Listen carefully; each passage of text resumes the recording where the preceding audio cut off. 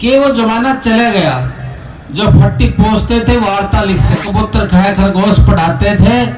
वो जमाना चले गया। अभी मेरी योग्यता ही नहीं, क्वालिफिकेशन ही, मैं तो मैट्रिक पास हूँ। तो उसने कहा तो मैट्रिक तो है, मैं मैट्रिक भी नहीं, मैं 8वीं फेल हूँ। इतनी विद्या के हिसाब से मैं मैट्रिक होता तो यहाँ तो गेट कीपर भी नहीं लाया था कोई। आप किसी एक भी बच्चे की जिंदगी बना दो और उसको IAS बनाओ, HCS। यदि सर छोटूराम जी हमें ना पढ़ाते तो तब जाकर के उन्होंने हमारा वृत्तांत बताया सारा। रोहतक के अंदर मैं गरीब घर के अंदर पैदा हुआ, वो मेरे को ले गए 10वीं कराए, फिर BA कराए, फिर यहाँ नहीं थे कोई कॉलेज तो लाहौर जाकर के MA करी और लॉ करी वहां से। संस्थाओं के अंदर प्रोग्राम एक अपना अलग ही महत्व रखता है। इस संस्था का नाम जाट शिक्षण संस्थान। जब हम बहुत छोटे छोटे थे, मेरी उम्र भी 75 साल की होगी, जब छोटे थे तब से सुनते आ रहे हैं। और इस संस्था ने, इस शिक्षण संस्था ने समाज को बहुत बड़ी देन दी है, इस इलाके को बहुत बड़ी रोशनी दी है।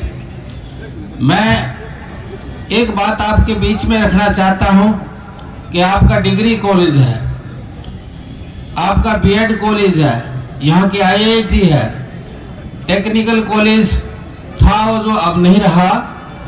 मैं एक बात ही कहना चाहता हूं कि वो जमाना चले गया जो फट्टी पोसते थे, वार्ता लिखते थे। जब कहते के ऊपर क्या खरगोश, क्या कबूतर खाए खरगोश पढ़ाते थे, वो जमाना चले गया। अब परिवर्तन है बहुत ज्यादा भारी। आप डिजिटल क्लासरूम बनाइए, आप संस्थाओं को जोड़िए, तो नए तरीके से अब कंप्यूटर का जमाना आ गया, प्रोजेक्टर लग गए हैं, स्मार्ट क्लासरूम बन गए हैं। तो मेरा आपसे जो है थोड़े ही टाइम के लिए मैं आया, ये आपसे सुझाव है कि भाई आप इस संस्था के अंदर UPSC के कोचिंग सेंटर खोलिए, आपके HCS के सेंटर खोलिए, मेडिकल लाइन के सेंटर खोलिए, आप टेक्निकल एजुकेशन के सेंटर खोलिए। बहुत कुछ जमाना बदला। आप भी शिक्षण संस्थान, मेरा ये तजर्बा भी रहा। मैं एक मिनट आप करके लेता हूं कि 1977 में मेरे को एजुकेशन का महकमा दिया गया कि मैं चेयरमैन बना दिया। एजुकेशन बोर्ड का चेयरमैन बहुत पढ़ा लिखा इंसान बढ़िया होना चाहिए। मेरी क्वालिफिकेशन कुछ भी नहीं थी, मैं 10वीं पास था। तो मैंने भजनलाल को कहा कि मैं इस लायक नहीं हूं कि भाई मैं इसको संस्था, इसको जो चला सकूं। चेयरमैन आपने बना दिया, मैंने आज इस्तीफा दे दिया 3 महीने के बाद। उसने कहा कारण क्या है? मैंने कहा भी मेरी योग्यता ही नहीं, क्वालिफिकेशन ही, मैं तो मैट्रिक पास हूँ। तो उसने कहा तो मैट्रिक तो है, मैं मैट्रिक भी नहीं, मैं 8वीं फेल हूँ। तो मैंने कहा हाँ वाकई तो वो 8वीं फेल है। मेरा कहने का भाव ये है कि जब मैं MP बन करके गया और उससे पहले मैंने BA करी, MA करी, MA करी, लॉ करी, LLM करी, तो जब मैं MP बन के गया राज्यसभा के अंदर और हम इकट्ठे थे दुष्यंत जी में भी, तो पहली पौड़ी के ऊपर जब मैंने पौड़ रखा तो सबसे सामने मेरे एक ऐसा जीवन वृत्तांत खुल करके आ गया कि वाह, विद्या वाक्य एक अनमोल रत्न है। यदि विद्या के हिसाब से मैं मैट्रिक होता तो यहाँ तो गेट कीपर भी नहीं लाया था कोई। राज्यसभा अपर हाउस है देश का, वहां पहुंचना, वहां जाना एक अपने आप में महत्व मेरा कुछ नहीं, उस विद्या का है जिसने शिक्षण स्थान के अंदर मुझे यहाँ तक लेकर के आए।